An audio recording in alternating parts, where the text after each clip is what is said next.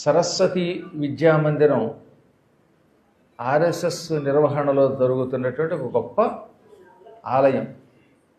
సరస్వతి శిశు మందిర్ అని, శిశు విహార్ అని, సరస్వతి విద్యామందిర్ అని అనేక నామములతో ఆర్ఎస్ఎస్ వాళ్ళు ఇలాంటి స్కూల్ చాలా నడుపుతున్నారు. ఆయా ప్రాంతాల్లో ఉన్న పాఠశాలలు చూసినప్పుడల్లా ఎక్కడలేని ఉత్సాహం వస్తుంది. ఇంకా స్వాతంత్ర్యం వచ్చిన తర్వాత కూడా మనం పారతంత్ర్యంలోనే ఉన్నాం, పేరుకి స్వాతంత్ర్యమే కానీ. ఎందుకంటే దానికి కొన్ని కారణాలు ఉన్నాయి. ఒక దరిద్రపు వ్యవస్థ 70 ఏళ్ళు ఈ దేశాన్ని సర్వనాశనం చేసింది. ఆ సమయంలో కూడా ఇంకా మన సనాతన ధర్మం నిలబడింది అంటే పూర్తిగా దానికి ఒక ఆర్ఎస్ఎస్ తోటి, విశ్వ హిందూ పరిషత్ తోటి ఇలాంటి మూల కారణాలు. వీటిని మనం కాపాడుకోవాలి. ఈ పాఠశాలల్లో చదువుకున్నటువంటి పిల్లలందరికీ ముందు దేశభక్తి ఏర్పడుతుంది. తానుంటున్నటువంటి దేశాన్ని ప్రేమించలేని వాడు కన్న తల్లి వంటి